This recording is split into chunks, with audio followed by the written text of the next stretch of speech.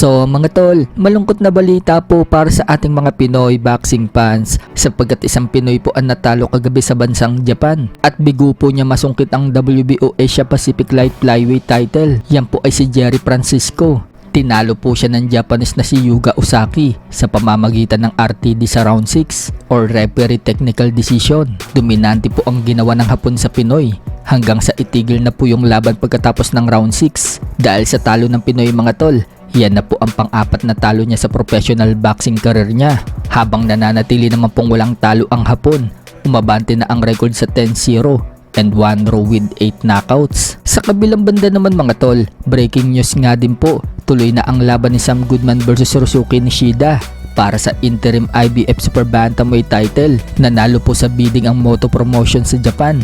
Ibig sabihin lang yan, sa Japan na po gaganapin ang laban ng Goodman versus Nishida. Kung sino po ang mananalo sa laban na yan, siya po ang mapapalaban sa IBF World title ni Naoya Inoue. Pero kung sakaling bakantehin po ni Inoue ang world title niya sa IBF, ma-elevate po bilang full champion ang mananalo sa Goodman versus Nishida. Kapag nangyari yan mga tol, yan na po ang pagkakataon ni Casimero sa titulo na yan dahil nakaposisyon na po si Casimero sa IBF. Nasa rank number 10 po siya. Ganon din po yung dalawang Pinoy na nakarank sa IBF na sina Kenneth Luber na nasa rank number 9 at Carhams Martin na nasa rank number 11. Pwede po piliin ng tatlong Pinoy na pambato natin. So marami na pong option ngayon si Casimero. Pwede po siya sa IBF, pwede din sa WBO at pwede din sa featherweight sa WBC.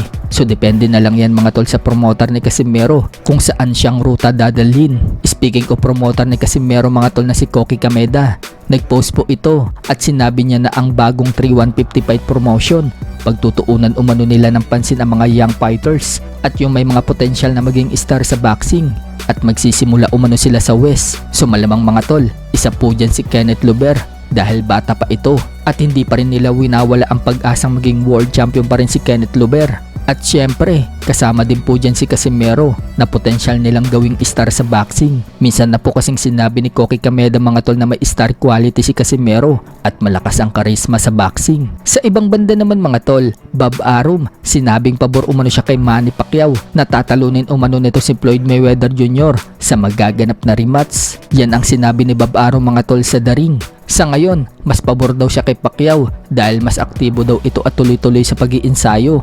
At lumaban pa daw ito noong nakaraang taong kay Barrios. Kaya sa tingin umano ni Lolo Bob, mas kondisyon si Manny Pacquiao kumpara kay Mayweather. Sigurado umanong kapanapanabik ang laban na yan kung sakaling matuloy. Sa ibang balita naman mga tol, sinalubong pala ng Heroes Welcome si Manny Pacquiao sa bansang Russia noong umaten siya sa boxing event sa AIBA sa ginanap na Heavyweight World Championship sa WBA. Sinuotan nga po si Manny Pacquiao dyan ng pang-Russia mga tol, tapos sinayaw pa siya. Tuwang-tuwa naman po si Manny Pacquiao mga tol sa pag-welcome sa kanya.